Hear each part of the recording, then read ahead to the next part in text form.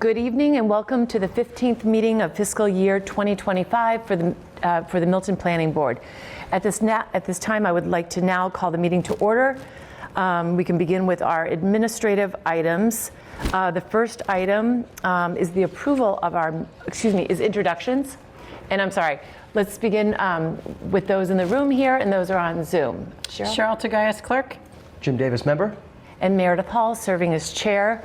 Tonight, we do not have Maggie. Sean may be joining us in a little bit, but we do have staff on Zoom. Is Cheyenne? Cheyenne Frazier, Assistant Director of Planning and Community Development. And Julia? Julia Getman, clerk. Great, thank you so much. So we have one set of minutes, the November 21st. I haven't had a chance to review those yet. That's so right. Can Okay. we defer those until our next meeting? Let's do that. Is it motion to defer? I'll take that as a motion. Yeah, second. All in favor? Aye. Aye. Great, perfect. The next item are our next meeting dates. We have two meetings that are coming up. We actually have a meeting on next Thursday, which is the 12th, and the following Thursday, which is December 19th.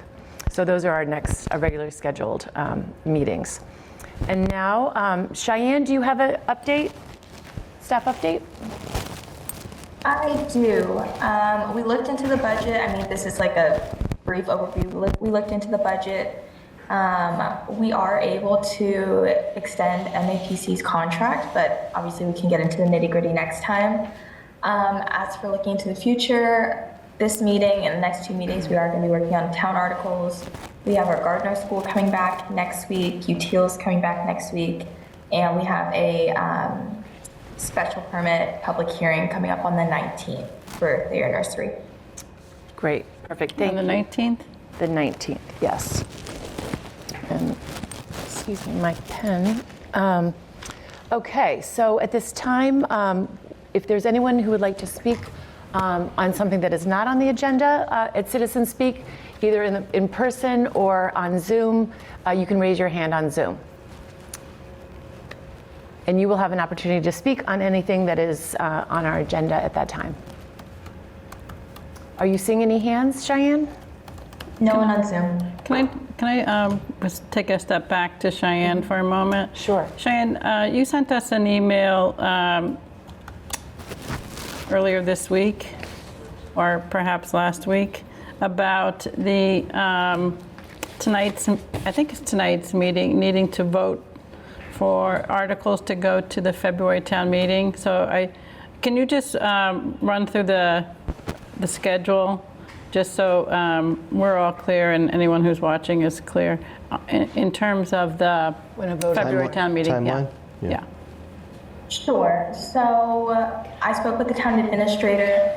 He mentioned that select board will have a meeting on, town articles that are going to be going for town meeting. He mentioned we need to be working on that by a certain date. So our kind of hard deadline, we need to get a final draft in by the 3rd week of January and a rough draft in by 2nd week of January. But, given holidays and everything, that is why we're having 3 back-to-back meetings, because we will on the 19th be having a public hearing to do our final vote. So that's kind of our backtrack on the timeline. So do we need to vote at least to submit articles as just by title tonight or by content in order to meet the deadline? By title, okay. Yes, the town administrator already has a rough draft of our zoning map amendment. Everything that we talked about, he already knows that there will be edits, but he just wants that on record that this is what we will be submitting. Okay. Yeah. Thank you for clarifying. Great, thanks. No problem.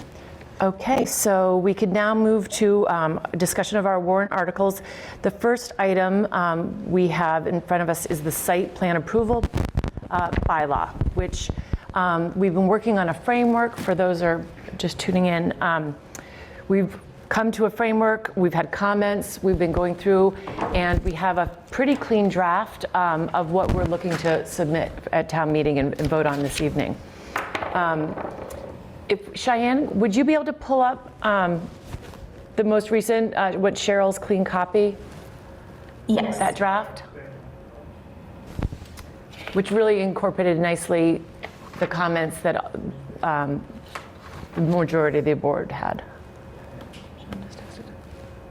Give it a minute.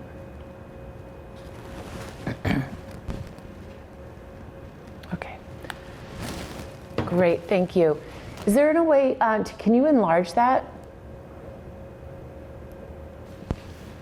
That's helpful, that's great. Okay. So what I thought this, I've looked through this, I think it is in really, really good condition, good shape. What I thought is maybe we just go through and page by page, and if anyone has any comments, I had a few, but they're really small things that we can go through. Did you want to say something? No, I think that's fine. I just, there's a few more things I think I'd like to tweak in it. Might be this one. Yeah, and whether we do that tonight or after, and I sent another draft, we can Great. discuss, I guess. Great. Okay. Perfect. So I didn't have anything on the first page to change. Did you, Jim, have any Yeah, I comments? have a couple. So applicability BB, number 1. Should we include ADUs in there? That's what I was wondering too, whether we needed to include it here because referenced. Yeah, so You know, because we say attached single-family residences. Is that considered 2 families? I think the attached single family is a holdover from what we had before, and I think that was townhouses. But I think what we should just, it's confusing. So I think we just say, I mean, my thinking is we want ADUs yeah, so to I be think subjected to site plan yeah. review. So I just Right. think we get rid of attached we single reference- family and we just say ADUs. Love it. And then don't address 2 families at all, because we don't Right, want 2 because- families under site plan review, because No. that'll just get, No. Okay. So so is that something that you're doing live, Cheyenne? Yes. Okay, can make so that then change, I'm so- going to just pull up the, So construction, redevelopment, or expansion of multifamily residences and ADUs. Yes.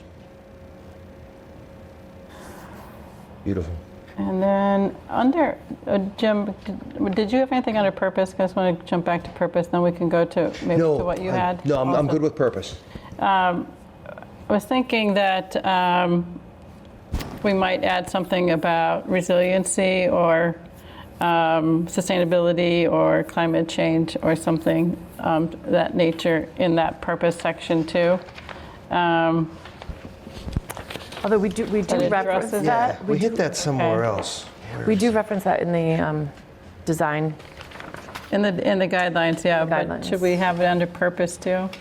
Like, What would be, I think, under what we would be reviewing, design review maybe? Do we mention it there too? so we could say whether it is in compliance with sound site utilization principles relative to sustainable practices or something like that, and like right to where we have traffic circulation. I mean, I Yeah. can try Yeah, to think of no, something I'm- to add to it there. Maybe not on the fly Parking, loading, tonight, emergency but stormwater, screening, signage, exterior visual impact storage. Sorry. I mean, this is almost so specific. I mean, it's understood that we're going to okay. hit Water drainage. whatever's beyond in the document, but you could do what you want. I there. could do- I don't really have Okay. Yeah, I have no, reference. All right. same. Okay. So So if you want to play around with, I'll think about it. think about that, Yeah. how you would add it. Okay. Okay. So Jim, you had others, I think. Yeah, and I know I'm going to take the conversation backwards, but applicability letter B, number 2.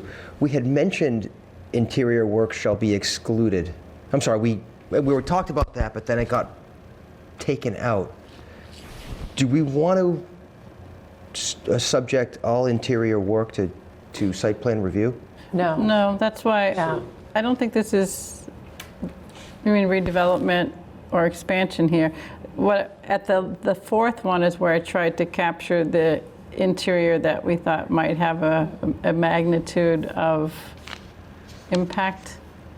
Like going to, not the last one, number 3. Yeah. Number 3, redevelopment of an existing building. Into a restaurant, bar, or entertainment use, because those are different kinds of impacts than, let's say, a dental office or a nail salon or a hair salon or something, right? Because the hours are totally different. Yeah. So that's the way. So I don't think number 2 is intended to be interior, just general interior. Do you read it that way? Well, there's another clean version that went out, applicability B. There's a line that says, interior work causing any change of use, increase, decrease, or a different use of commercial building shall be excluded from the site plan review. I take that as if you're just building out an interior space. Would that have to go before site plan review? I think that was what we wanted to take out. I think that was what we wanted to remove because we didn't want to trigger any site plan approval for any interior use. So Is that in here anywhere? Because I don't see that in this version that we're looking at. Can you read that again, Jim? Interior work causing any change of use, increase, decrease, or a different use of a commercial building shall be excluded from this site plan review requirement. So we could put that with the exception of restaurant, bar, entertainment use. Because I think what we were trying to do is capture the kind of situation we have with the marketplace. Right. Where it could have more parking requirements or it could have more impacts to neighbors because you're having a higher intensity use, right? Yeah. So we could put that back into 3 and just put an exception for these uses. Okay. I just don't want to see us getting bogged down with every little Agreed. 1,000 Yeah. square foot barber shop that turns No, and maybe that is more clear that Yeah. that is not included. Cheyenne seems to be looking for that language from the prior one now. Let me see if I have it in. Or maybe Jim could just read it for you again, Cheyenne, and you could just put it in number 3 there, 3, yeah. and then we'll rework number 3. Ready? Yep. Interior work causing any change of use, comma, increase, comma, decrease, or a different use of a commercial building shall be, excluded from this site plan review requirement. And then you would say, with the exception of restaurant, bar, or entertainment uses, maybe? Sure. And then you'd get rid of the part of this that Restaurant, was bar, or entertainment use. Yeah. See how that reads. Okay. Anything else? So you would just change, you would just need to get rid of that first part of that sentence now.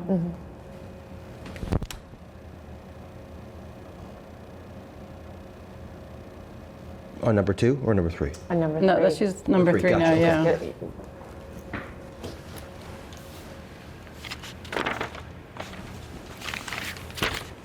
yeah. You might say which shall be subject to this review, this section at the very end.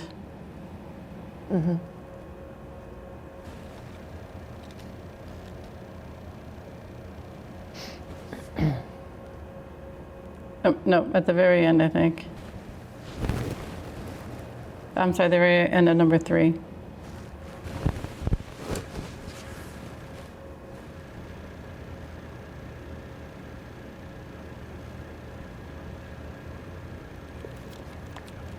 Well, maybe that's not, that's, never mind, that's getting too, you can just leave it at ending it there, I think, entertainment use.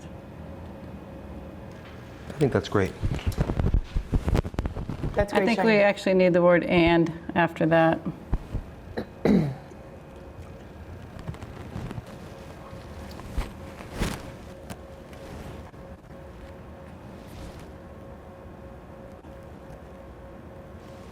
Not just semicolon?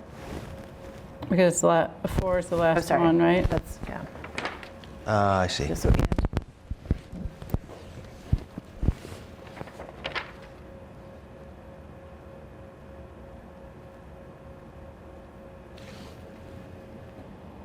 One more thing on this page. Mm-hmm. So the pre-application conference, in the clean version, there was an opportunity for the board to grant a waiver from site plan approval I think based that's on still in- project size and potential impact. that is included, but it's in a different place. It is? Yeah. Oh, I missed it. Okay. And it might be towards actually the end of the site plan approval. I think that's I where, think I may have put all the waivers in. yeah, it's under,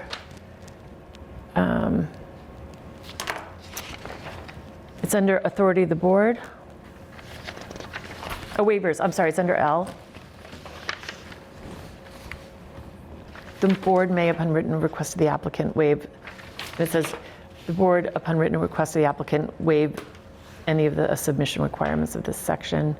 Applicants requesting waivers shall make such a request at the pre-application go. conference. On page 9. Beautiful, thank you. Good. Well, it's in there, that's great. Okay. Is that it for page 1? That's it for me. Okay, great. Okay, can we just look at that language again on the pre-application? Go back to that. That's under L, Cheyenne? No, in the beginning, right here. Oh.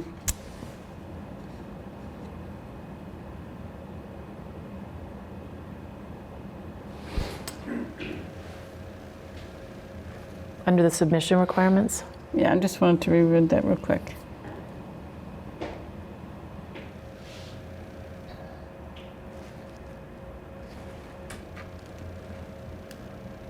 So, in that sentence that said, in addition, the board may hold pre-application conferences at any regular or special meetings of the board. That should be prior to a formal application, right? Really special meeting of the board. And prior to the application and the beginning of the public hearing does- somehow? Does it It say does that? say a little bit later, applicants may request an appointment on the agenda of the board Right, with the okay. planning department, the scheduling of which is the discretion of the board.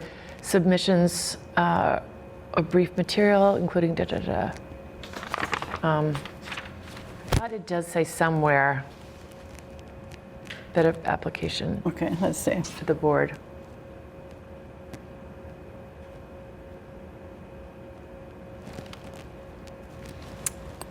Yeah, it does say right here, applicants may request an appointment on the agenda of the board with the planning department, the scheduling of which is at the discretion. So do we need then, let's go back up. Can you scroll a little bit since it's on the 2 pages there? Okay. This meeting may provide, all right, so discuss the proposal and any The board will need to coordinate review. Okay. And we don't think that's the time to mention the waiver, huh? During the pre-application conference? Let's see now under waivers again. Yeah. Just leave It's it under where it is. waivers, Do you think yeah. it's okay leaving it in L? Well, we can make a note there and ask Yep. to be.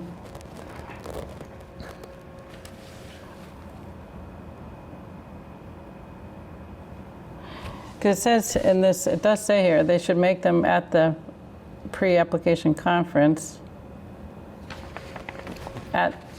with the board at a public meeting, which is that way it's in the public record that the request is being made. So we could reuse that first sentence under L. Yeah. And then it goes on to say here, Right. if after the application has been filed and during the review process in public meeting or hearing, the board determines that additional information is required in order for the board to evaluate the project, the applicant shall submit the desired information. The clean version just says, this meeting may also provide an opportunity to discuss the procedures and information the board would need to grant a waiver from site plan approval based on project size and potential impact.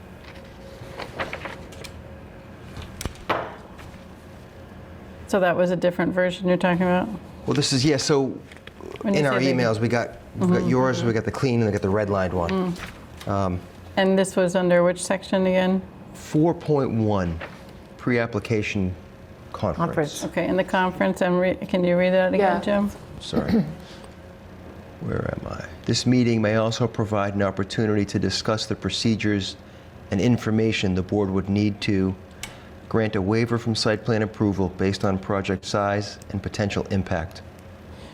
So what I wanted to add here was that it was an opportunity to ask for a waiver for other things too. So if we didn't feel Sure. as if certain things were required, they wouldn't have to wait until later. I mean, because Yeah. once they Says make that the here. application, they're going to do everything that's required. Right. So the only time, it's not just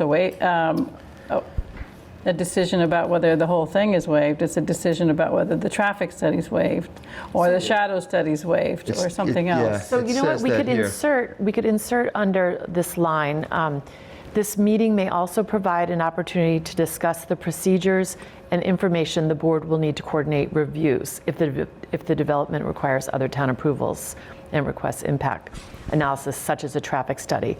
So maybe we could insert, this is the time to discuss procedures, comma, waivers, and information the board will need to coordinate. Yeah. Okay, So we could just use that. Yeah. So procedures and waivers. okay. Procedures, comma, waivers, Cheyenne? And do you see where, under C, on page 1? So she's typing there, is that where you had in mind? Yes. Can you see it? It's still small. I have it Yep. here too, if you see it. She's got it right, this section here. Yep, waivers and, yes, perfect. And information the board will need. We have here the procedures and information, so we're just going to add waivers up there, right? So if Yes, you so go that's up- actually not the line. Right, So number two. it's a line above, it's a sentence above, Cheyenne, so if you go back, you see right where it says the first In sentence, addition, the board may hold. discuss the procedures in the first line and information. So you could say, discuss the procedures, information, and information the board will need to coordinate. Well, let's see. The procedures, comma, waivers, and information.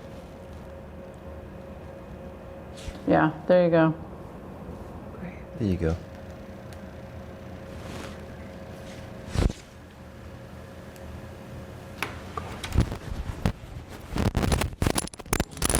So there, I think you could see, yeah, you need some other word there, right?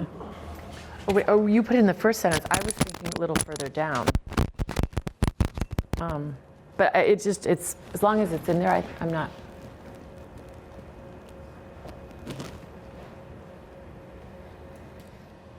Did you want it in the first line? So or it's actually, hold on, let me go one. No, not the, so there's the sentence, in addition, not that one, but it's the third sentence. This meeting. Begins with this meeting. Because that's talking about the procedures, waivers, and So general it's right information. at the very bottom of what we're seeing here on the screen, that you say that this meeting halfway over. Yeah.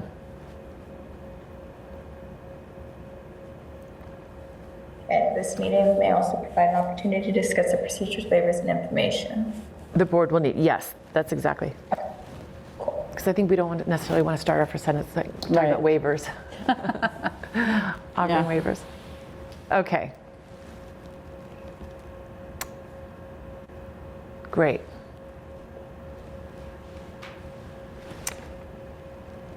Anything Thank else? you, I'm good. Okay.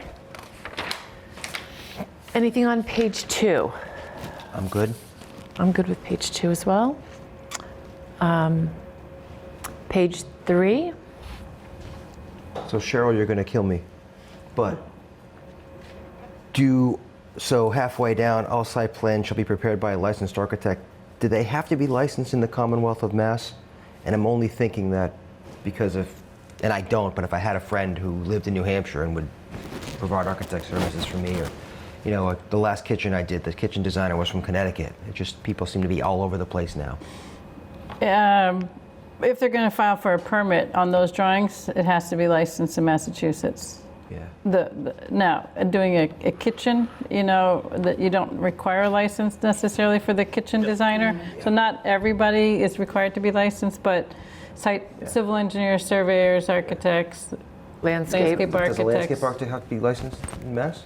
A landscape architect does. And some things I think we could waive the requirement of the landscape architect, but on something like the daycare, those, They've been having civil engineers to do they've the been having landscape. engineers do Yeah. it, and it hasn't been a good result. So it's one of those things where I think if it doesn't require for the building permit to be licensed, it's a good reason to grant a waiver for it, But if in these instances, I just think it's better to start with it, and they can ask for a waiver down from it. Okay, sure. I just know that people are working from home and there aren't a lot of... Yeah, I mean, licensing is state by state. So like I'm licensed in half a dozen states because I have to be licensed separately in each one. There's reciprocity, it's not complicated to get, so, Okay. but it is that way. Good question. In that case, I'm done on that page. Okay. Okay. All right, so the 3. Anything on page 4? No. I had just one. Under FA, the end, it just has a period, but that should be a semicolon. Okay. And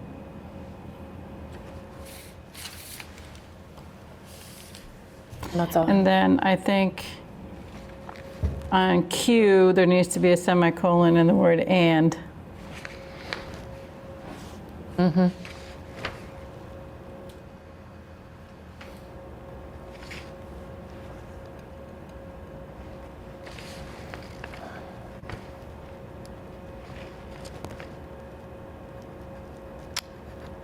Okay, anything else on 4? Page 5. So I've got something under H.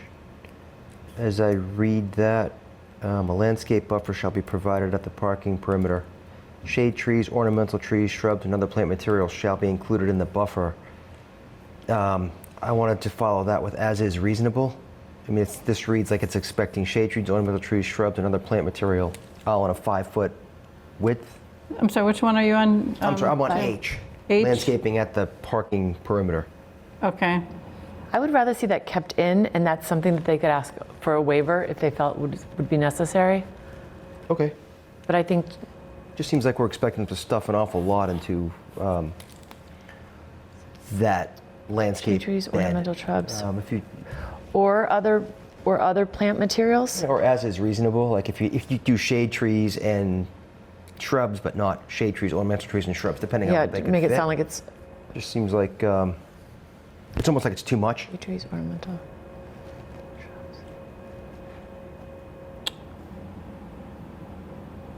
You could maybe put, it also kind of depends on what the availability or the access to daylight and so forth is there, right? Yeah, so we could say or other plant materials.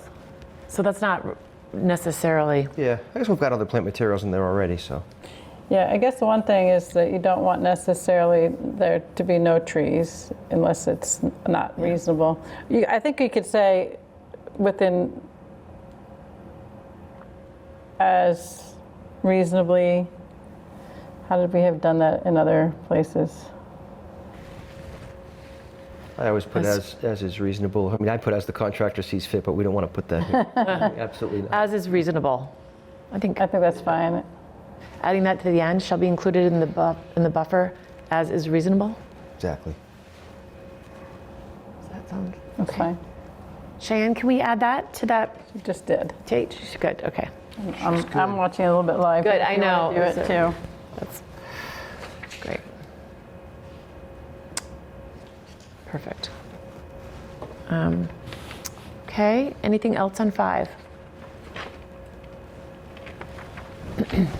Good, okay. Good. Okay, on 6.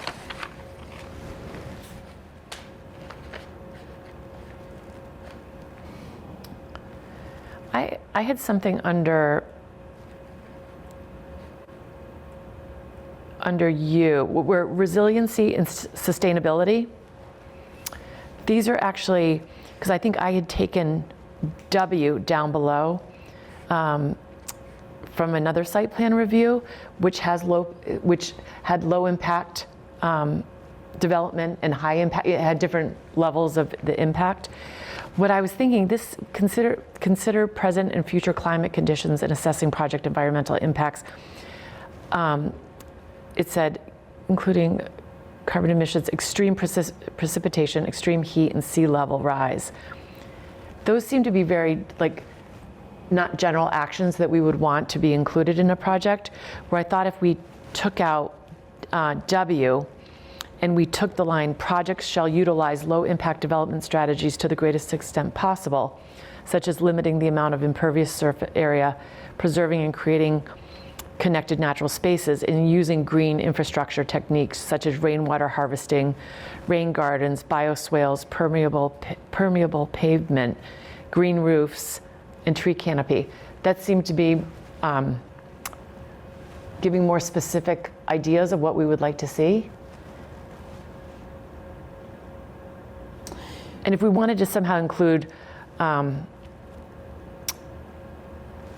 I didn't know if it was contradictory, using green infrastructure to add and reduce carbon So, emissions. Low impact development is more specific. Certain on the. This U came from one of the ones that was in the MBTA community zoning from Article 1, because it was kind of anticipating sites that are closer to the marsh and so forth, and which we have also in Milton Village. So it kind of deals with, we don't have a lot of this, but it deals with a little. Down at 88 Wharf, in some areas. It does deal with it a little bit differently than the low impact development. So then let's keep that in. It doesn't apply to a lot of things, so it's probably one of those things that could get waived on a lot of projects, but kept in for some. Okay, so let's keep U as it is, but when we get to W, just take out the words low impact development. Okay, that's fine. Yeah. And then just start with projects shall utilize. So then we'll keep both. That's all I had on 6. So I actually love this page because a lot of times it says, to the extent allowed, consider present where possible, as opposed to shall. It's just a little more inviting. I like it. Yes, one of the things is that it's a balance, because this is all as of right. Yeah. And so it can't have too much discretion. It has to, you can't say like design that fits into the character of the town, because that's just too general. So you have to be specific enough, but not be something that's too prescriptive. It's a tough, I think, balance. So we'll see how these get reviewed at the state level when they do. But I thought it was great. Thanks. Good. Okay, so page 7, the only thing that I had under H, when you get to D, E, F, then you've got another E, and then another F. Okay. So that should be That's just G, good, yeah. and everything just got off on that. So That's the E should be G. Formatting is. Exactly. H, F should be H. Yeah. G should be I. Yeah, good catch. And just.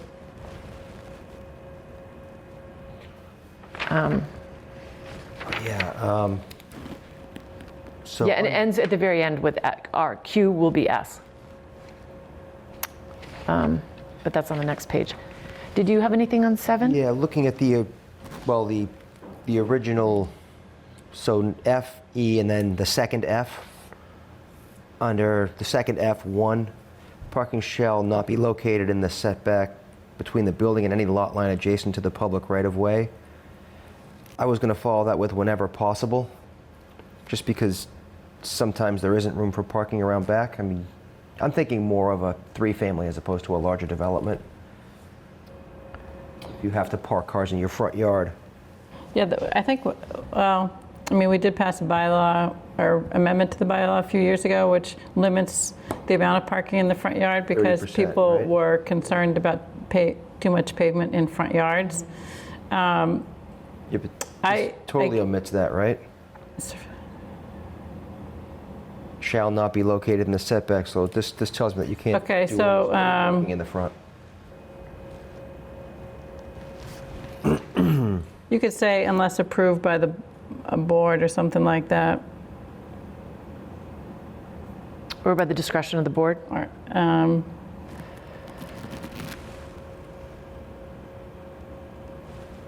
To the rear of this, Yeah, so F1, I was going to follow with a parking whenever shall not be possible, and located in then- the setback between the building. Because here's the thing, just like that Gardner School, they chose to put the parking in a particular location, just like the Goddard School. And the Goddard chose to put it in the front because it wouldn't require them to get any variances otherwise. And, you know, sometimes, you know, when you're seeing that big parking lot in the front instead of seeing the building, you know, I think we want to set our expectation that we want the design to factor that in. So when you say, somebody might say, well, it wasn't possible. You know, so I don't like whenever possible for this. I'd rather say unless approved by the board, because that Sets a way it, standard, it Yeah. sets what our expectation is, Okay, yeah, I our totally get desire that. is. And I'm just thinking more from a smaller development, a smaller developer. I mean, like, I have no place else to put the cars. 3 have to go in the front, or 2, or whatever. But it might mean that that site doesn't work for the development. It's kind of the Okay, way yeah. I see it, you know? Yeah. Yeah. So Good. do we want to add anything there, or put, you know, at the discretion of the board, or just nothing? Just leave it the way it is? Cheyenne just put at the end of that sentence, unless approved by the board. Oh, beautiful. Okay, great. I'm good on that page. Okay. Great. Okay. All right. So on 8, anything on that? I am good with 8. So I just have one thing because, and you may even have some language that we could revisit this, you know, in what you're seeing when you work in Boston with windows being inset, so there's a shadow line. Mm-hmm. I know that's come up. So I would, Which one are you looking at? oh, sorry, N. N. Oh, adding one? So in general, all windows shall be taller than they are wide. This requirement shall apply to windows on the first floor as well as the upper floor. And I was going to say windows shall be in, What page are you on? sorry, 8. 8, okay, sorry. Windows and take out that are horizontally oriented and put in instead shall be inset in order to create a shadow line. I'd like to keep the horizontal, actually. Okay. But if you want But to when I was add gonna- something. Yeah, here. I was going to say, and be broken up with the use of mullions when possible. Because I think if we could suggest using it when possible, is a more consistent character in the town. You know, we had that with there was some window issues at the memory care. You know, they were just doing some big square windows, and they ended up doing it with more mullions. So you wanted here this to say, So windows shall be inset in order to create a shadow line. It should be shadow line or shadow, and broken up with the use of mullions when possible.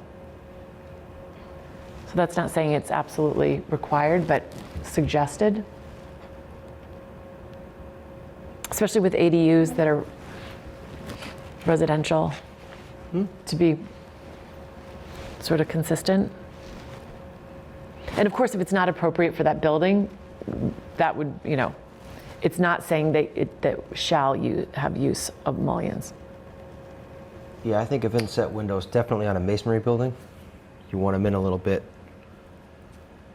On a wood frame, could go either way.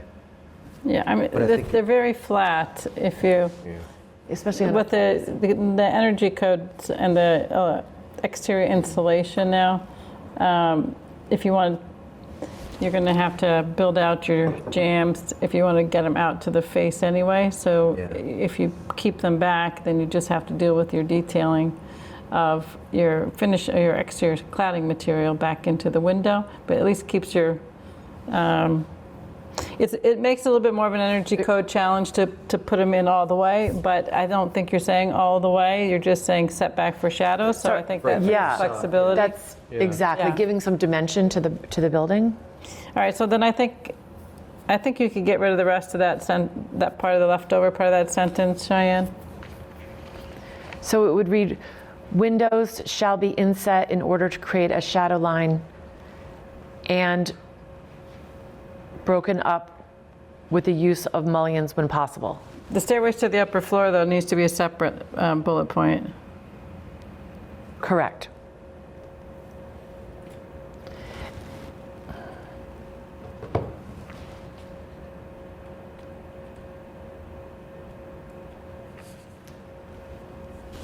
And then that's just N and then O. So then it begins with, and I'm good with everything else here. Me too, me too. Okay. Okay. Okay, 9. The only thing I had on this was under L waivers, it's a double space, and I didn't know if that was intentional. It's just a formatting Between- thing, I think, okay. yeah. So just a single space.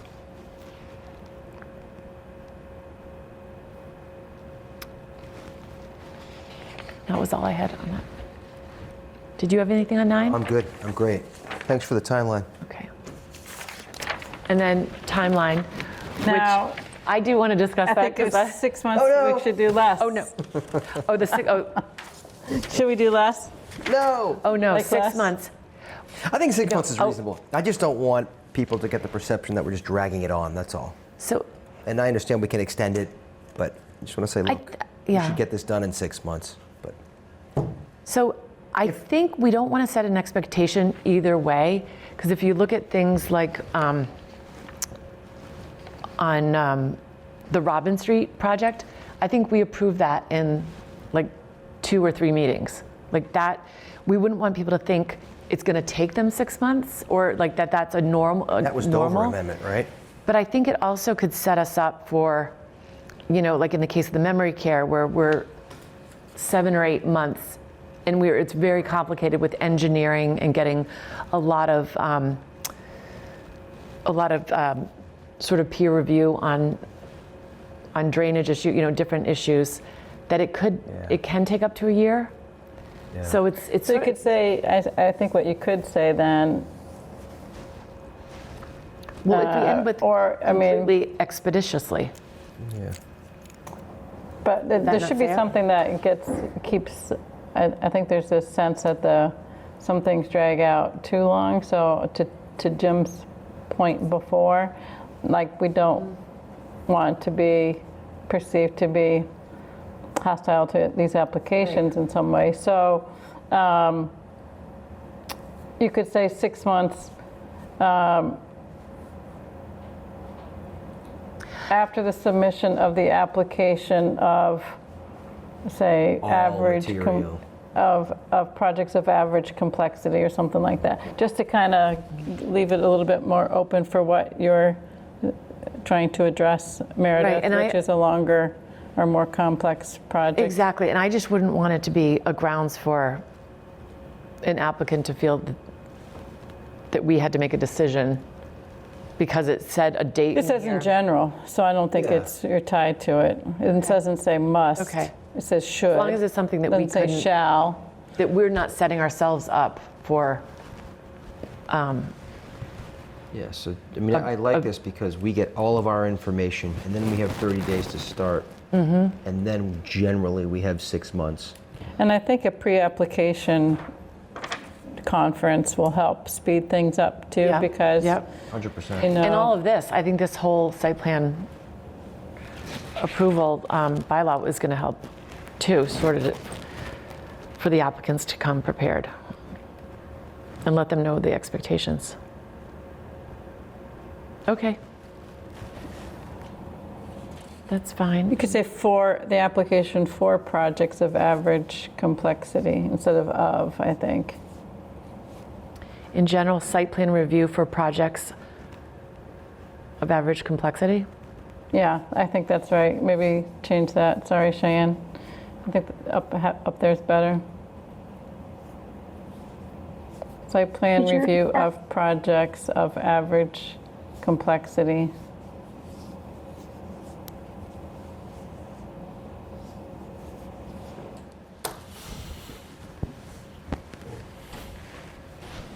That was the only thing I had. I'm good on that page as well. Good. And I'm actually good on the last page as well. Yep. Okay. So I think it would be appropriate if we want to have a vote. Yeah, knowing that this is, you know, It's still in work, and yeah, our we'll other still review our it. and- board members will have time to share their comments as well. All right, so then I will make a motion. Oh, sorry. Sure. For the site plan Yes. approval, yeah. Absolutely, please come forward. Good evening. Hello. Is it on? Okay. You should be on. All right. Good evening. Brian Furs. I live in precinct 10, and I just had a quick comment on, I think it was number 6. Okay. I'm actually here to speak about what the next item on the agenda, but wanted to take the opportunity to ask if you're going to be specifying specific potential environmental improvements, if we could add the goal, general environmental improvements of Page On 6 the- or number 6? Yeah. I'm oh, sorry, numbers, Brian, number losing 6, me. I think. Number you said. 6. I think you said under- number 6. So I where it's didn't- going A, B, C. This was on with regard to the different different ways of mitigating stormwater. Yeah. Yeah, okay. Okay. Environmental improvements. Just wanted to suggest that we add rain gardens. If it's not in there, I couldn't hear them all. That was one of the things we are going to, It says projects shall utilize low-impact development strategies to the greatest extent possible. You aren't listing specific things. Yeah, but such as limiting the amount of impervious area, preserving and creating connected natural spaces, and using green infrastructure techniques such as rainwater harvesting, rain gardens, bioswales, permeable pavement, Great. green roofs, and And tree then I was planting. wondering if we could also add pollinator gardens Oh. for part of the Milton That's great. Million Yeah, Bee that's project. yeah, that's a great idea. That'd be great. That was my only suggestion. Okay, So let's end, right after rain gardens, I think it's fine if that's where yep, Cheyenne has it. Cheyenne, that's great. Great addition. Pollinator gardens. Great, okay. Gotcha. All right. Okay. I guess then that was a good thing to see if there's anybody on Zoom who has any. Yeah, Cheyenne, are you seeing anyone who would like to also comment? And we will be holding a public hearing on this as well, so, Nobody on Zoom. on the 19th. Love it. Yeah, All right, so then I'll make a motion okay. to submit this article, site plan approval, to the select board for the February special town meeting. Second. All in favor? Aye. Good. And that's in really great shape. Great shape. Okay. So the next, we'll move to the ADU zoning article. And there's been a lot of edits being made on this. This is very early in our stages, so this will have a public hearing a little bit later. It probably, we'd like to have it ready, though, for the February 24th town meeting. In going through, Cheyenne, would you be able to pull that up?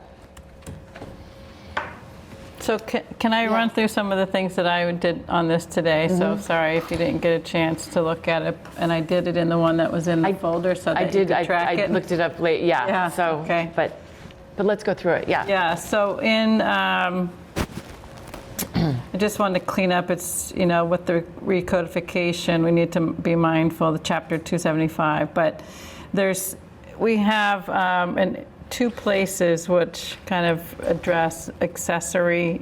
One is accessory use and one's temporary apartment.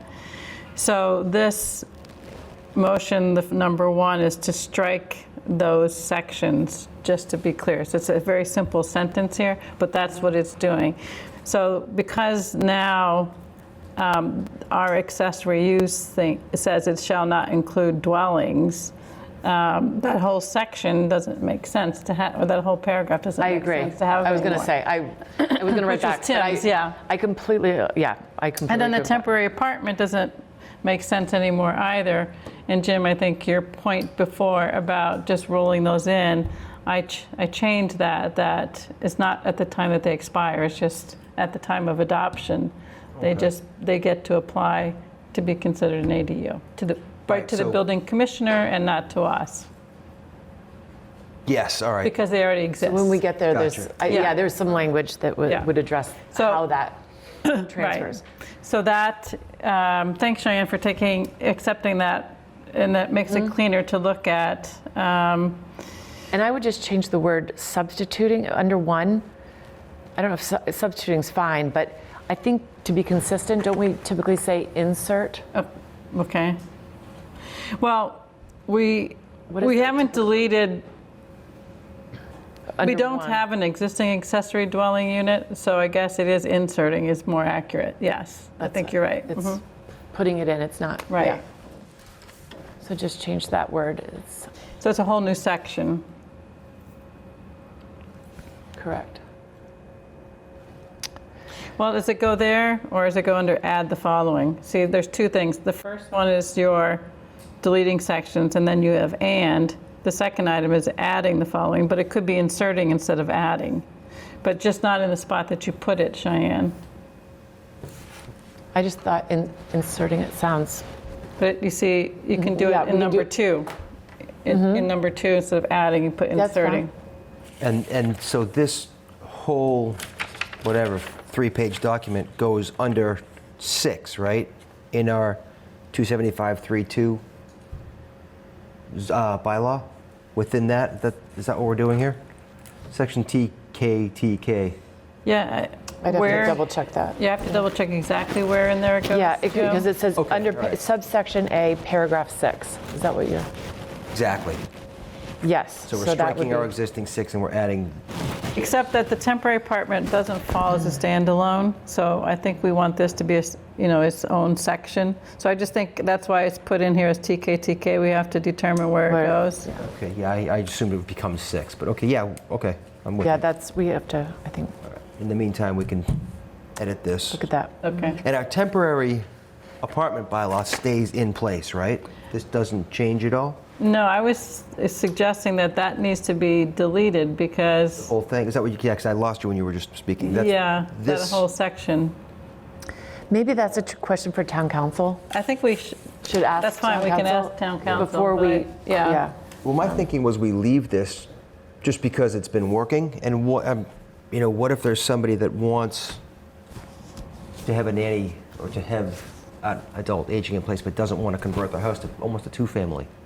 So it's the same, it effectively does the same thing. It provides another dwelling unit, but that is a more restrictive dwelling unit. So there's no point in having, Is it more restrictive as far as what you can't rent it, and is it less? I thought it was less restrictive in the physical changing of the space.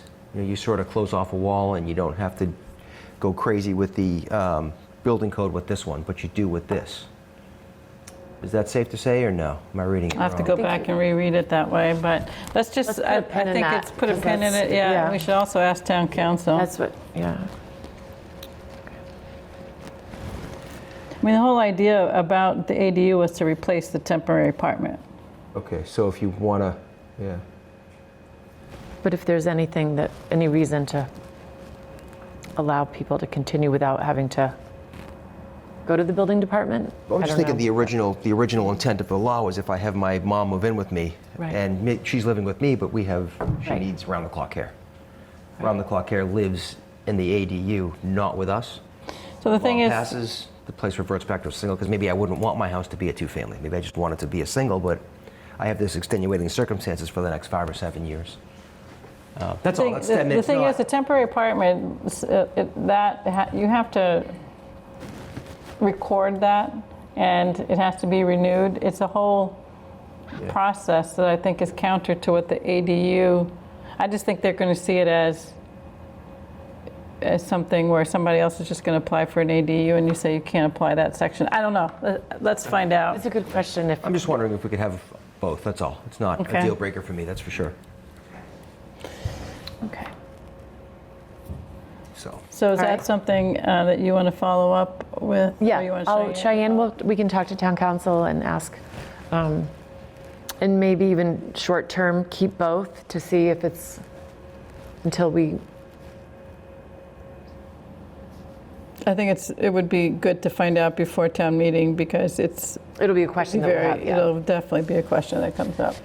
Okay, good. So then, under purpose, I agree with you, Cheryl, that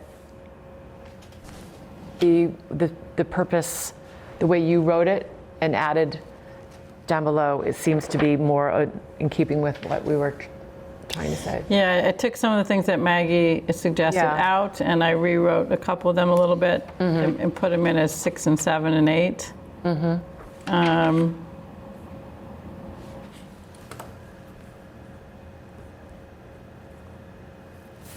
So where are you guys seeing 6 and 7 and 8? Are you in the document that's in the folder? Now I'm on the one that was printed. Okay, you guys keep pushing forward. I'll find it. Okay. Yeah, I think you brought in some things that,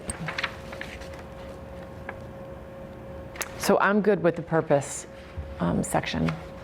For now, we'll come back. This is very early, so Yeah. Oh, good. if we see something Okay. that we can add later. Okay, so under definitions, so I'm good with, That comes from the statute. That's the so I statute, think exactly. We're not going to have any choice on that one. exactly. There are places where accessory structure is mentioned, but I don't think defined anywhere, and I just put it here to kind of flag it if we Yeah. need to define it. And the same thing for these other definitions, because we don't have a definition section generally overall in our zoning bylaw. I don't know, it doesn't say in the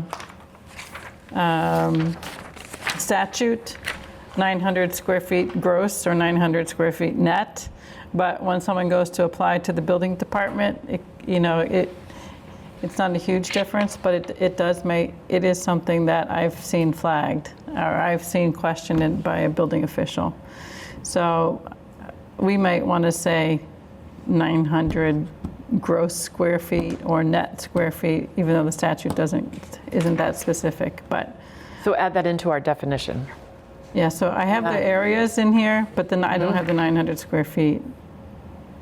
So I added some definitions. Are you guys on definitions ADU, the first definition? Where are you? Yeah. The under- ADU one is by statute, Jim, so I don't think we That's can okay. change Yeah, I'm that just one. catching up right now. Okay. But the question is, do we add to that language gross area? Well, Or keep just the dwelling unit of Cheryl's 900? saying it's statute, so we can't add to that, but we can add it somewhere else. I'm just wondering if we clarify,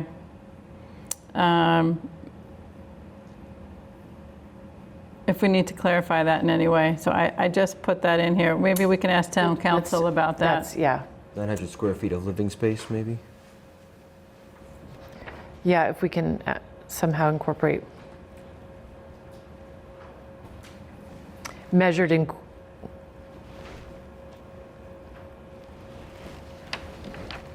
So the gross way, floor area so the or net way, floor? you know, if you're talking about doing a new building, you would say that building's 900 square feet, that would be gross. Right. But someone might come in with a plan that shows a 900 square foot net Yeah, inside wall, finished inside wall. Yeah. And so you would say, okay, well, does that comply or not comply?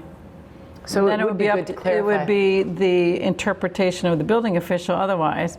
So I think if you wanted to say we can just, I think we could try, you know, putting it in by definition to be clear, but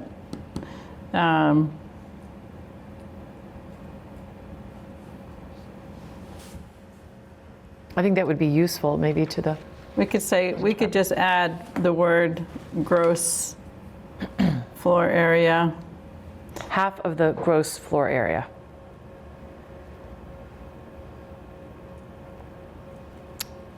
Or 900 feet, whichever is smaller.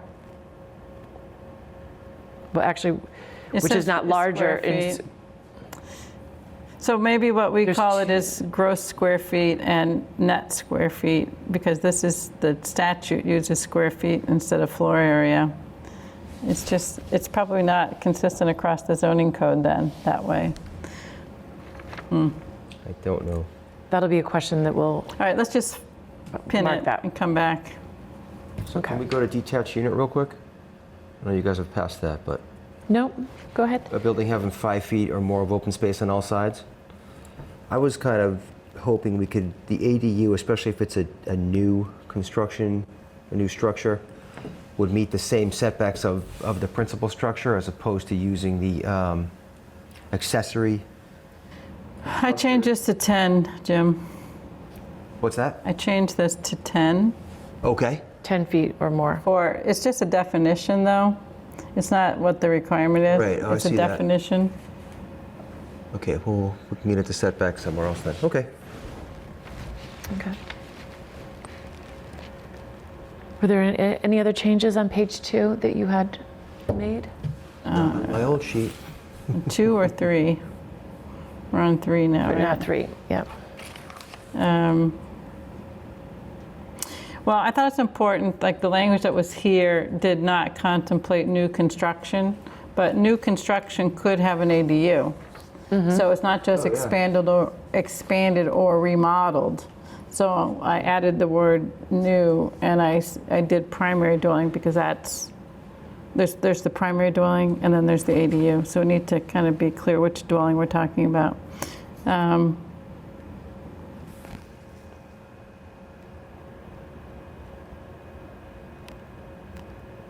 So this isn't this lawful single-family dwelling use. So I went and looked at the language of the statute again, because it actually ties to the district, not to what exists as a use. So you know how there's non-conforming uses? The statute says in a single-family residential zoning district. It doesn't I have say some at a language- single-family house. You know what I mean? So, Because that can be a 2-family within a single family. yeah, so here where we say, So I have some language that I wanted to add, Okay. which I pulled from the last time we looked at ADUs. There's some Okay. language that was good, I thought. we could okay. use. So just when we're looking at this, it's on C, the general conditions and requirements for all accessory dwelling units, where it says, if you look at the number 1, the second line from the bottom, it says the ADU may be a- use accessory to a lawful single-family dwelling use. That really should be accessory to a use in a single-family zoning district, right? Because it's not, it's the district that's got the opportunity. So I just want to look at that again now. Cheyenne, can you enlarge that a little bit more, please? Yeah. Even a little bit more, yeah, that's good.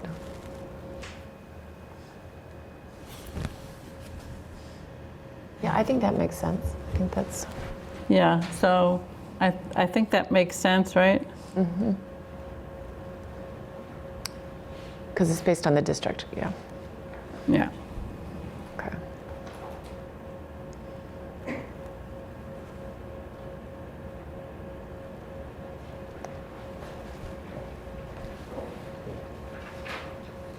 Okay, so then now number 2 is the same thing. Add to or include means that it's, again, contemplating new construction. I agreed with that too. Okay, so then we can keep scrolling down.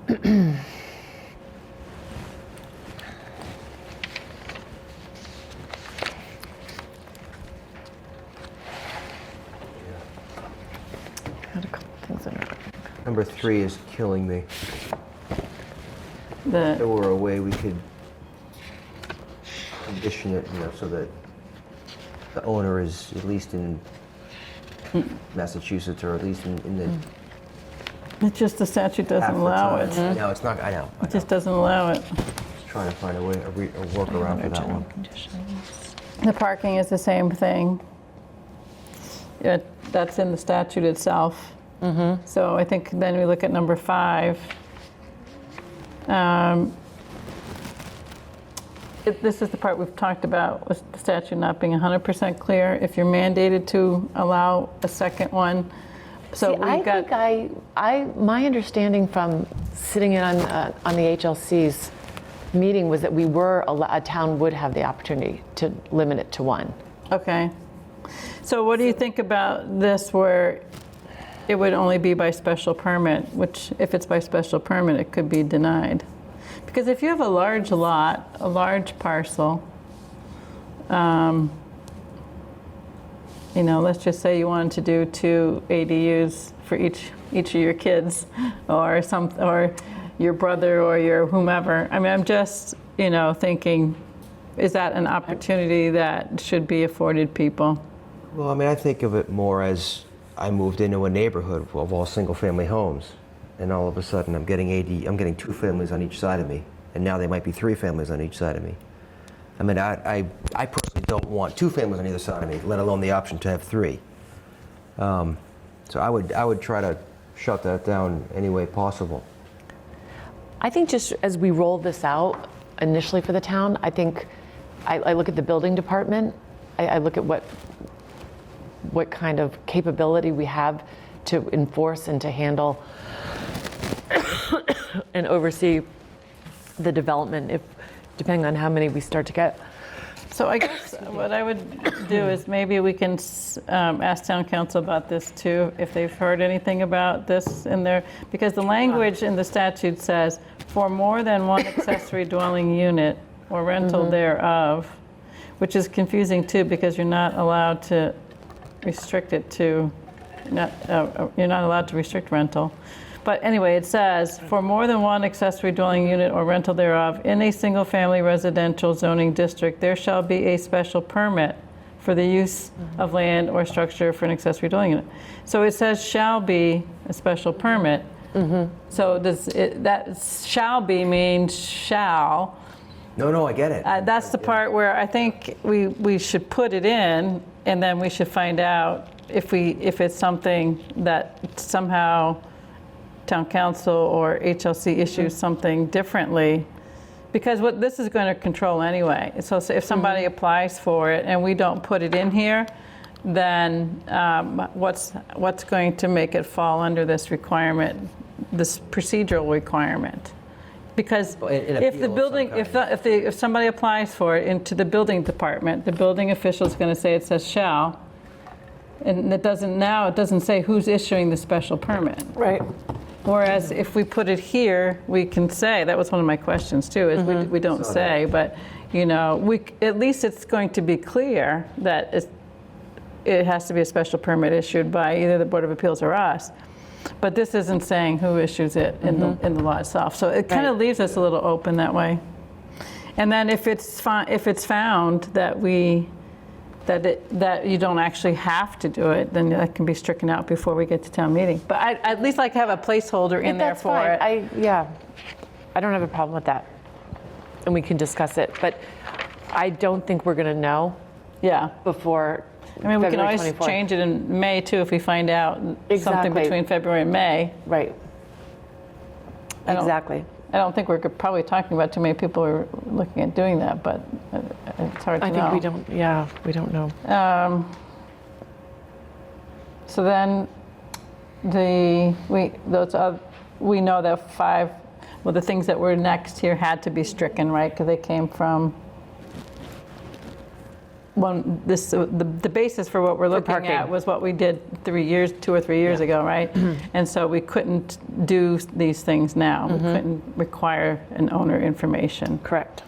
So I think we can move on then to no ADU shall be separated from the principal dwelling unit through condo conversion. So that's definitely there, and it can't be conveyed separately, right? I don't know if that's redundant, but we can keep it in. Someone added that. Boarding or lodging. Yeah, this is perfect.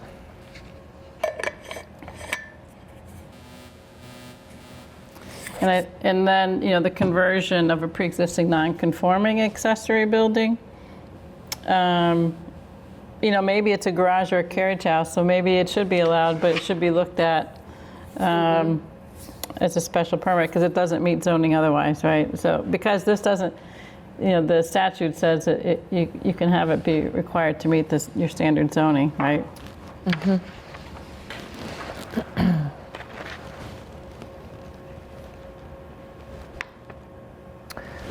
So where it says pre-existing non-conforming accessory buildings shall be moved. That's what I changed because that didn't make sense to me. You can't tell someone to move it. No, but so I thought this was language from a previous draft. Well, it's kind of a crazy thing, though. I know, but then, yeah.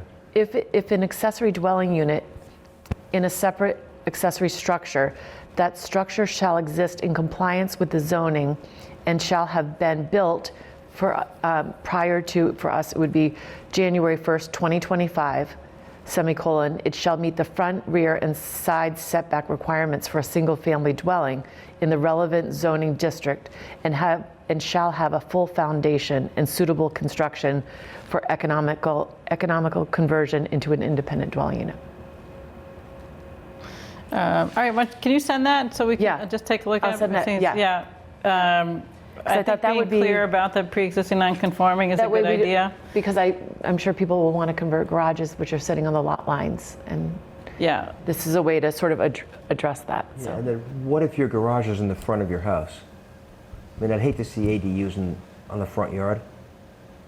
So it would be non-conforming, so it would not meet the standards of today's zoning.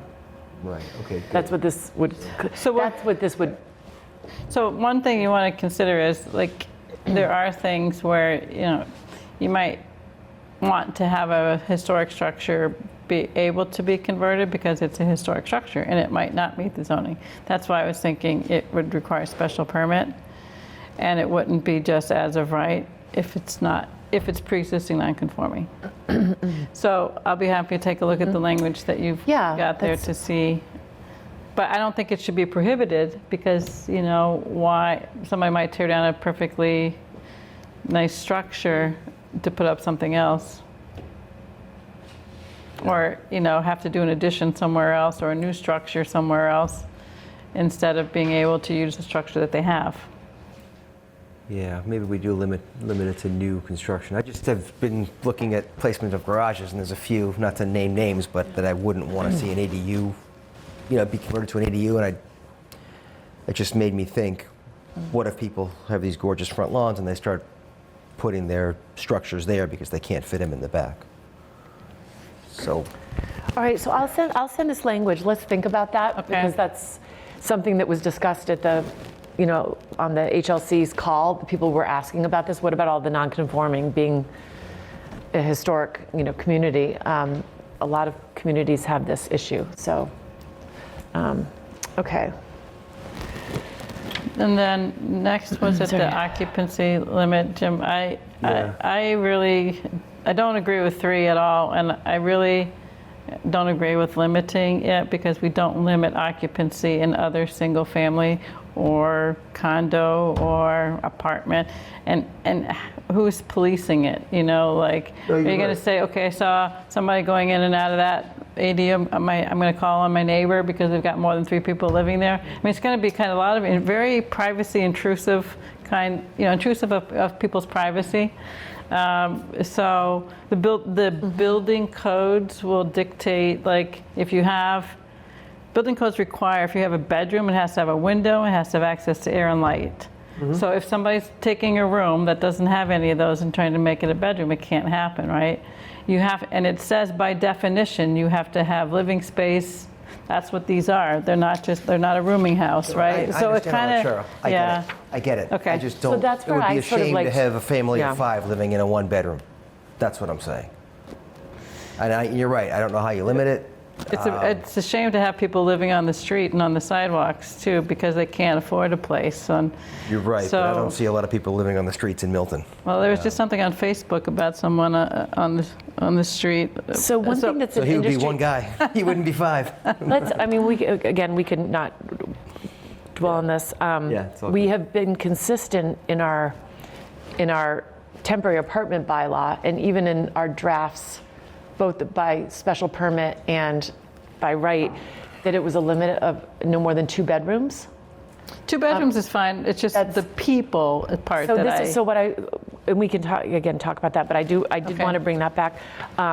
That's fine. the You can 2 bring back bedrooms. the 2-bedroom fine as a maximum. Right, but what, just my experience in property management and leasing for rental units, it is industry standard to say no more than 2 occupants per bedroom.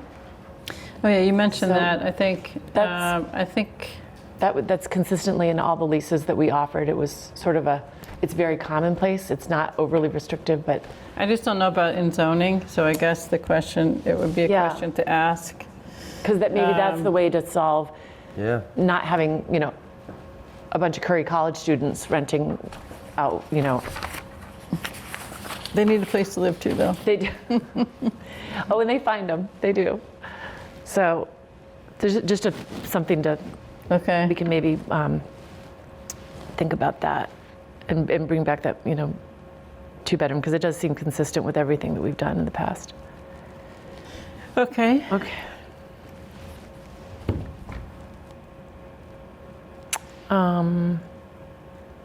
So this under process. Yes. Are we ready for process? and Yeah, procedure? because okay, go ahead, yes. Yeah, I just,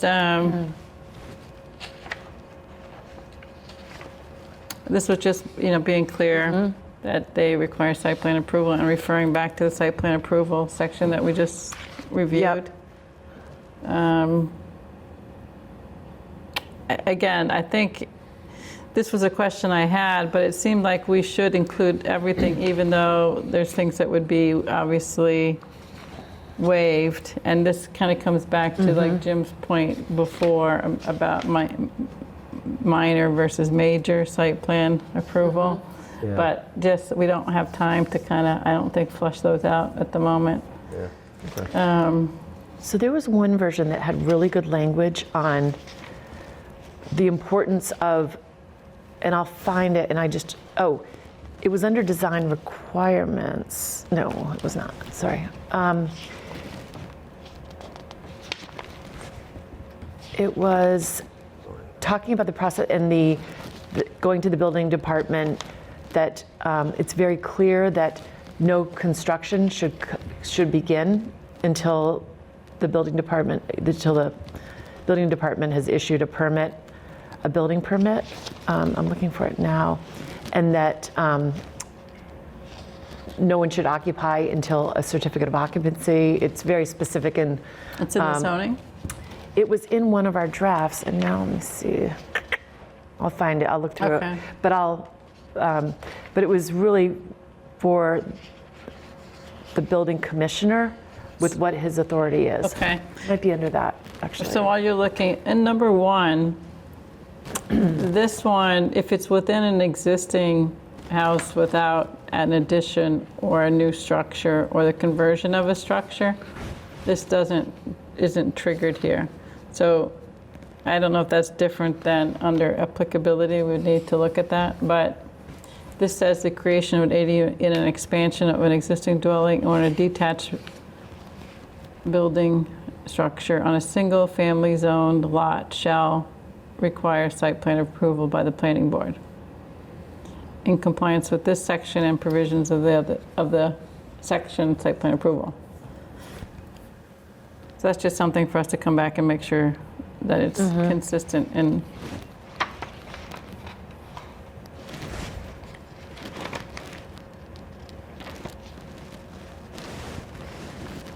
I think it was along the lines of this paragraph. If the building commissioner or board of health, no, not that one, sorry. Under permits. No accessory dwelling unit shall be constructed without issuance of a building permit by the building commissioner. No use of an accessory dwelling unit as an independent dwelling unit shall be permitted unless a certificate of occupancy for such accessory dwelling unit has been issued by the building commissioner. A certificate of occupancy shall not be issued unless the building commissioner determines that the accessory dwelling unit is in conformity with all of the provisions of this paragraph. of this paragraph or this section. Well, all this right, so that section, would be yeah. under process and procedures? So that would be process and procedures, but I'll send that over. Okay.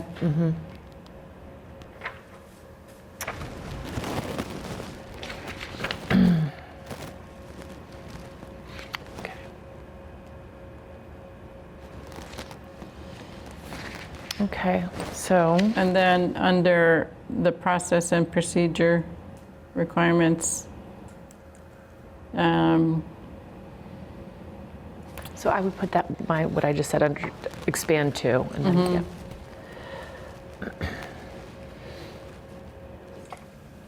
So the ADU here does refer to site plan.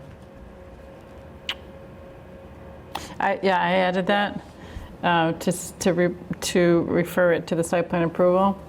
And we should just look through it with that in mind, like the site plan approval just with ADU in mind, to see if there's anything about that we wouldn't Yeah. want. And that might be a question for town council, how do we?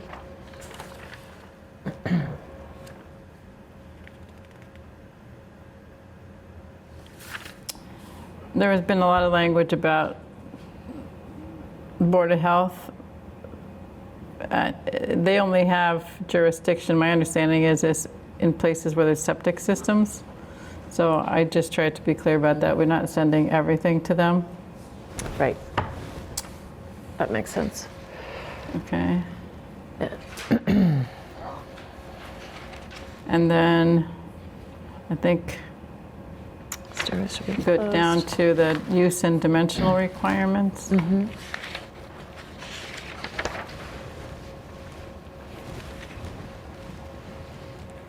Maybe this is where we do the square feet. And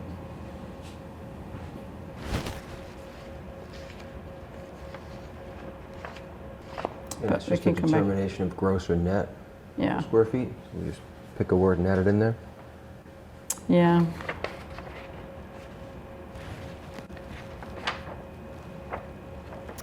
So, It'd be smaller, right? Right. Slightly, but Yeah, not by much.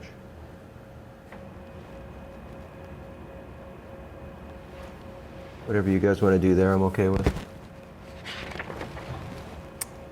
I'll come yeah. back to that. I'll think about that for the next time. So a question on this is, do we want to break out sort of general use and dimensional requirements as the physical space and then add a section on design requirements? Which some of these things could be included, like the stairways. Because I had a few that I wanted to add in, and I'll add the language in.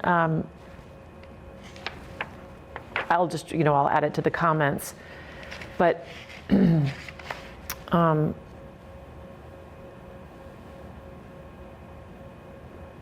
were a few things that were dimensional, but then there was language in the previous language. The accessory dwelling unit at a minimum, shall have its own living area, full bathroom and kitchen, Yeah, so that's in the definitions now. So I don't think you'd want including to. stove, kitchen, sink, refrigerator.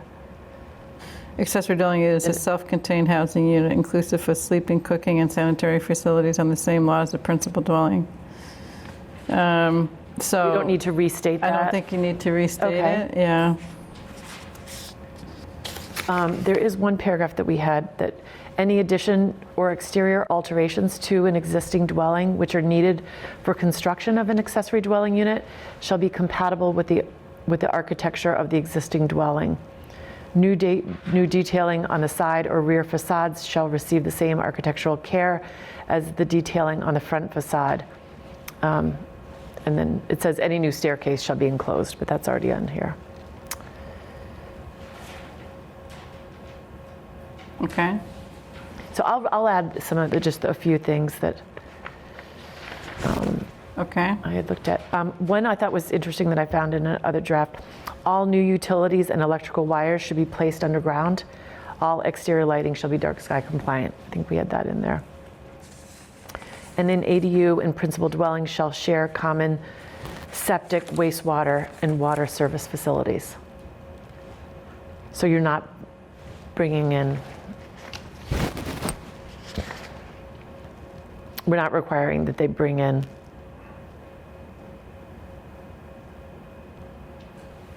additional septic tanks. But we can talk about all these. I'll just Okay. add them in. Okay. Okay, so we'll keep stairways. Then you had. So You had stairways enclosed, so we had entrances Yep. separate. And then the appearance after the ADU should be that of a single family or a single family with an accessory structure such as a carriage house. Other.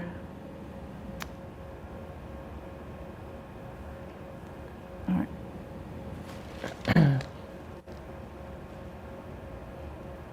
But I think if you want to, that, maybe That you would would be just the send place. in, this would be the place to Yeah, to to send put some that key in. things That's, in. yeah, And then, just to, okay, yeah. and then we get to the temporary apartment piece, which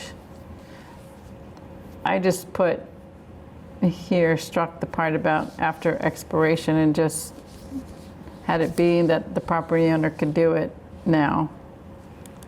Right, Jim? So,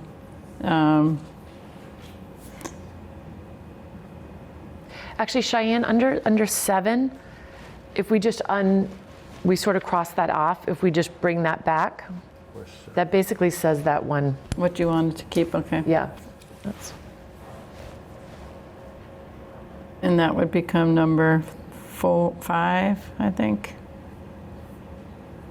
instead of 7. yep. So temporary apartments, okay. And let's put a pin in temporary apartments until we find out from Yeah. town council what's most appropriate there. So also under H, administration and enforcement, that's what you had, so Yeah, that was stricken before. So you could see about putting that back. yeah.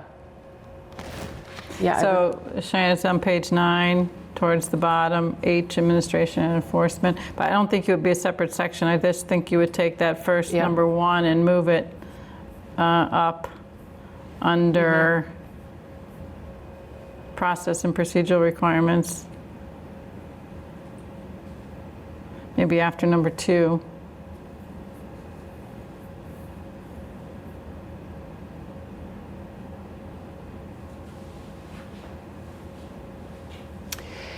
And there was one draft we had done at one time that did have language on how this will be enforced, because I think we're going to have to be really clear on what we can, like, what can the building department do or not do, obviously with the bylaw here, but if it's not,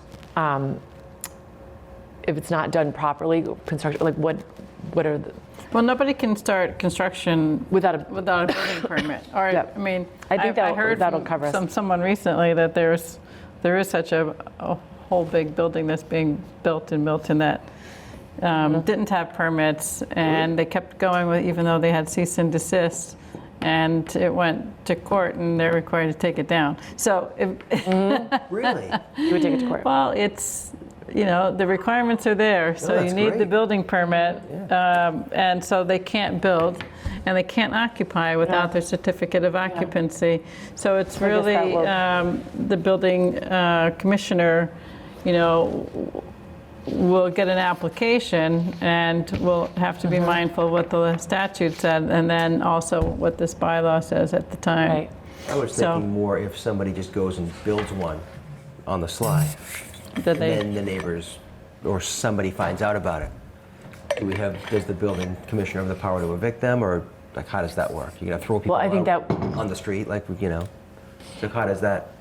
I mean, that's what I'm thinking about when I think about enforcement. well, like I said, what I heard was from a builder who had been told the story about currently in Milton that this situation happened. Yeah, but nobody was occupying that building, right? It was under construction. I'm thinking if you have, like, there was an incident where somebody in town had a basement apartment that had like 6-foot ceilings. It was pretty egregious. And the building department went there a couple times, and finally, I think they had to evict the people. So, It's not a legal unit that way. no, it was totally illegal. Yeah. As with So one how- of these, if someone just decides to build it with no permit, Right. even if they built it to code, it would be illegal. Right, and that's why I think the language having a certificate of occupancy prior to, Yeah. and again, town council can review and see what we're able to require. Okay, And I guess the keep consequence going. for finding an illegal ADU would just be eviction, and they would have to apply for permits. Mm-hmm. But that's beyond this right. language, right? So, did you just add back in all at the end there? Because that part does not belong in there. There- I had to add it back to copy it to bring it back up to number 2. And then Okay, cross it because you have to get rid of a lot of that language again. The H, okay, all right, I get it now, thanks. All right, so, because otherwise, 1, 10 buildings, that's all that's. that's all gone. Permit.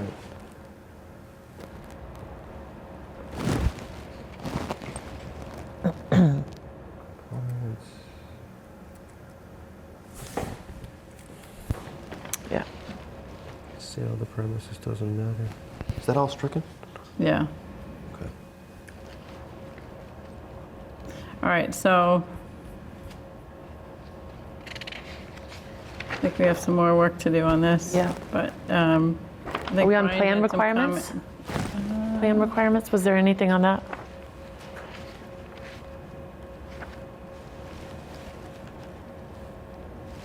Yeah, we'll definitely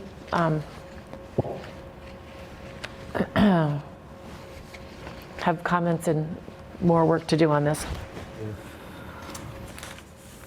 So I'll add some of the Just a shame. just I was small looking at things the that. wrong one all day. Oh, you know what? One of the things that was in here that was taken out was a buffer. We'd put it in our ADUs, some of our drafts previously. We always had screening between parking, if possible, doing some sort of hedge or fencing. Do you remember? I think it was in somewhere in our current red line. Or I'll find it and I'll put in that language just for us to discuss. Because I think it is nice if you're adding another parking space that if you're right on, close to a neighbor's property, Yeah. that you do have some sort of a green buffer between the two properties if they're close together. Okay. Yeah, it's a good idea. So I'll look up that. So Okay. this gets cleaned up, and then we have a second chance to edit it, this coming week? Is that how it works? We won't have Or for the next meeting? this, I think tonight, all we have to do, that's why I asked Cheyenne earlier, we just have to say we're going to submit an AD Yeah. bylaw. We don't have to say it's Yeah. this. Right.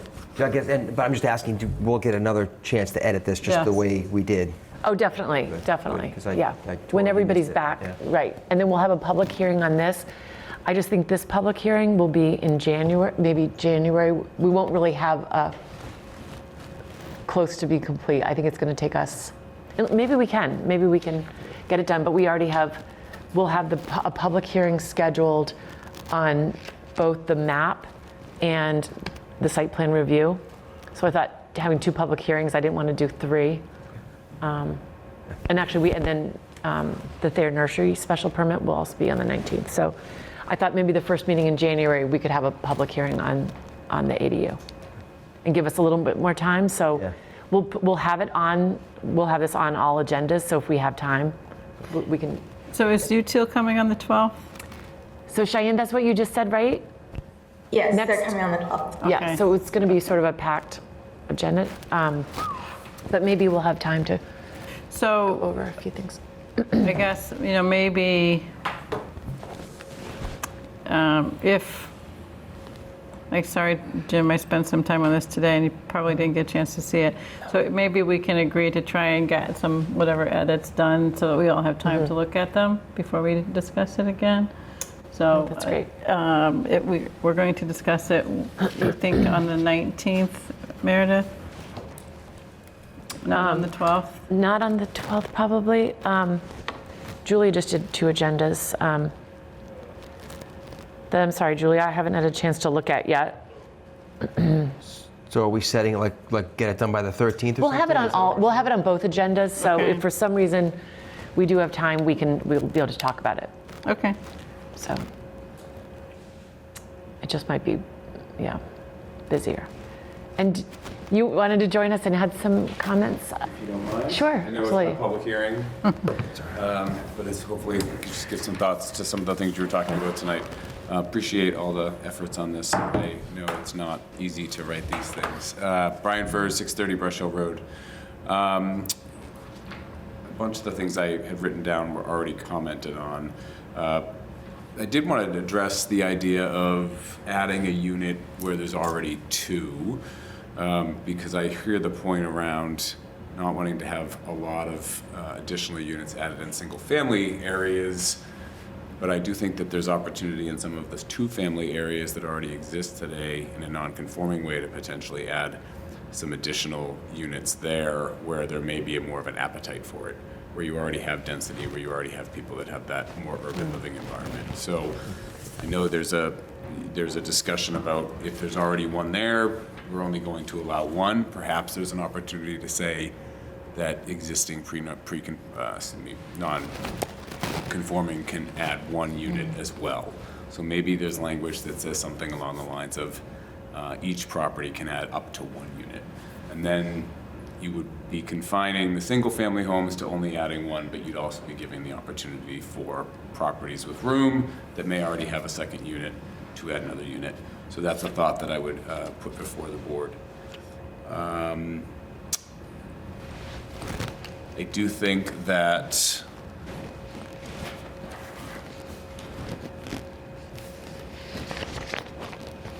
the number of people living in the unit, I think that was a good discussion. I think the idea around number of people per bedrooms probably makes more sense. I was a little bit concerned about the 3. If you have a young family that moves back in with their parents because they're in graduate school or something and they have 2 little kids, that's obviously going to be a problem for them. So I'd give a little bit of thought to how you draft that so that we don't have unintended consequences that make families unable to use the benefits of the zoning. I think there was a lot of discussion around the zoning district versus the single family, so I think that was covered and done appropriately. I couldn't follow exactly where we ended up on this as far as whether it needed to be part of an existing structure or detached garage. But I think there's a lot of really interesting and innovative architecture out there today for tiny homes. So I would want to make sure that that was something that this bylaw considered. because it's a far more economical way for a family to be able to add, in many cases, an ADU for an in-law or a younger child than having to build a whole garage structure that they may not otherwise need. There was a comment about the barn or the building having to move. I think asking people to move an existing building is probably a pretty big burden. So I would encourage us to think about the historic nature of that. There's a lot of nice carriage houses out there that are definitely not conforming, but that would provide opportunity for these ADUs on the second floor. Just a couple more comments. I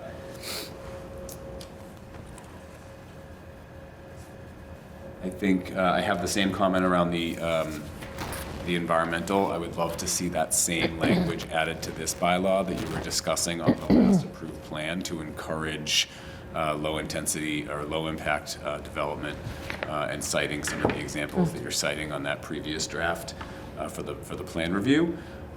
There was a question in here about dark sky lighting and whether it's enforceable. It definitely is, but I remember from when I sat on the planning board that you have to use very specific language as to what you refer to. So I would ask the board to just check on how to do that. And you may have already done that, but there was a very specific requirement of how you refer I to think it. that's in our site plan approval, so we could bring that in as well to this.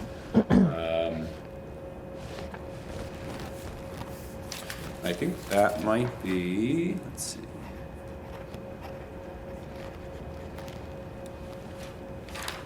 Yeah, that's all the comments I have. Again, thank you for all your efforts on this. Look forward to seeing where we end up. Good, thanks, Brian. Thank you. Okay.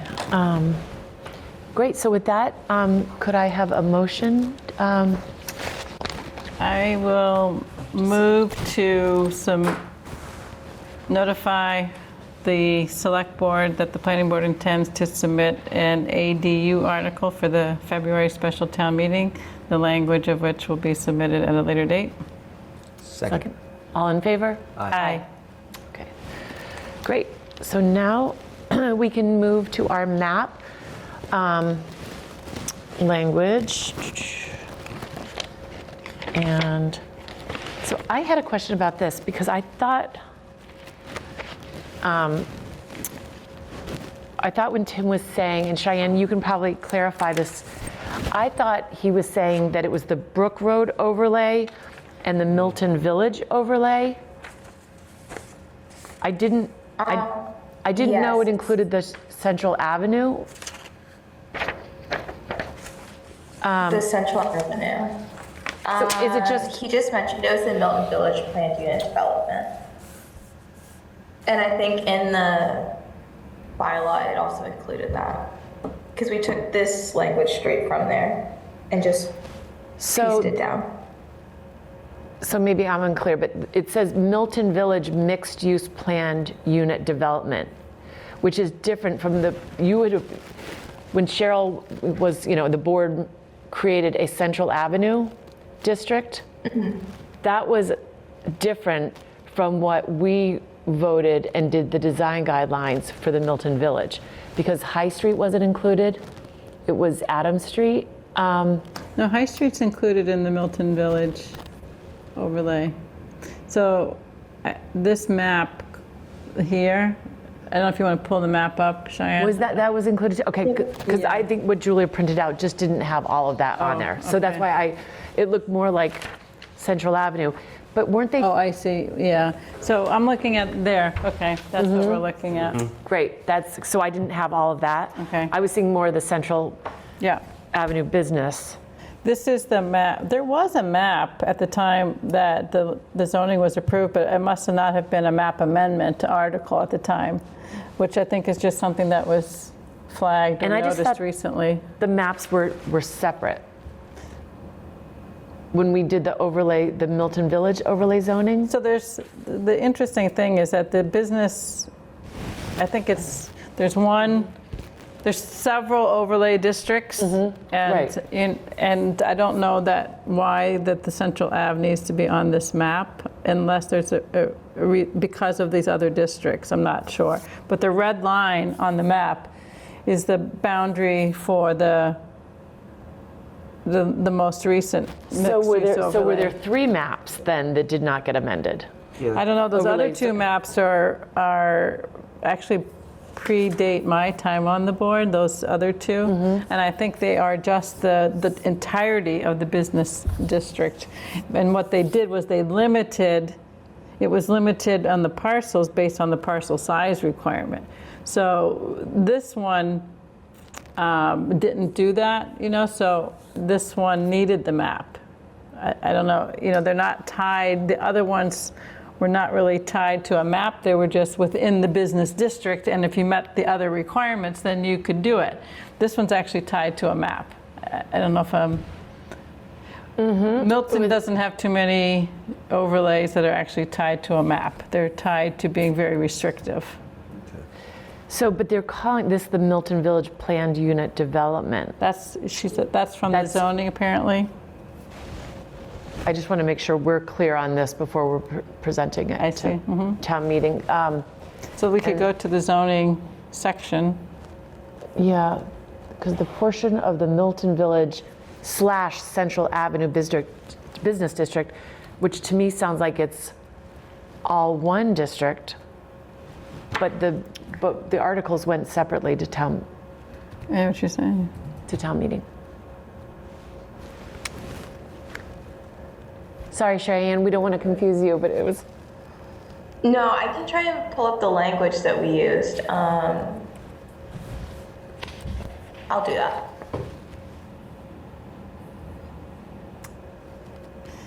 I Yeah, find we it could at very least look at the- difficult that the Yeah, we can at least look at the Milton Village. That was the most recent.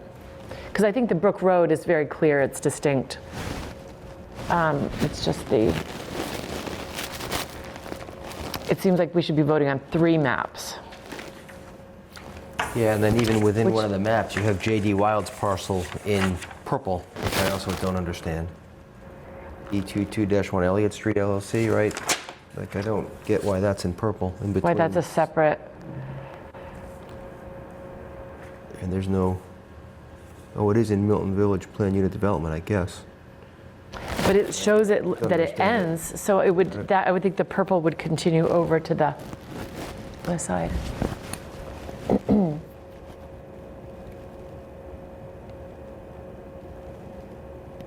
So Cheyenne's got that pulled up. Did you see that? okay, great. I was just going to do the same thing, so, okay. So that's what it's called, the Milton Village Mixed Use PUD. And I think it was called that because at the time, that's what the others in Milton Village were also, PUDs. And I remember some discussion about whether it should be called that or an overlay district, and MAPC just kind of landed on this to kind of keep it consistent with the other 2. Okay, Yeah. so it's considered all part of, So within the business district itself, which is the entirety of yeah. the green, this applies only to a portion of it.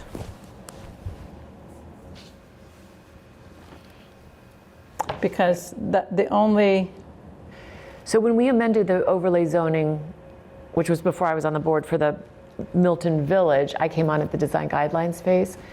When that was approved, that was combined, that was adding that to this, it was, to the Central Avenue. yeah, so if you look here on what Cheyenne has up, can you enlarge that a little bit, Cheyenne? Where it describes the district boundaries.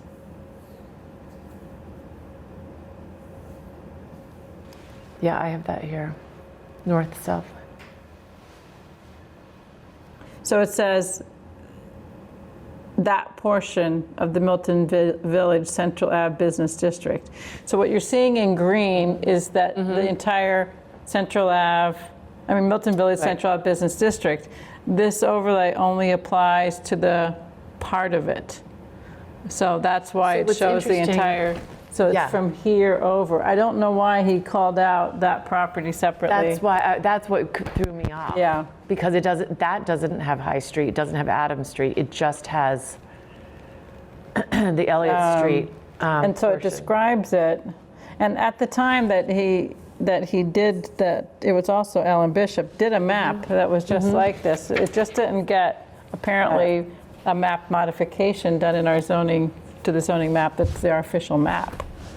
So maybe Cheyenne and I can work, we could talk about this. You could talk to make sure that the map is correct. And that's all we're trying to do is tie a map to that language. what that was Cheyenne already- put yeah. forward, Right, that's it. Correct, yeah. Okay. So did Ellen Bishop do this, Cheyenne? Yes, I Or was this asked him, done I by believe Tim it was like last before? week. Or with the sort of the purple, because we're trying to understand why the purple is segmented off separately from the rest of the Milton Village. So I'm not too sure on that, but I can ask him when he gets back. Okay. That would be great. We'll just want to make sure we clarify that before presenting it to town meeting in our public hearing. Great. So the language seems fine.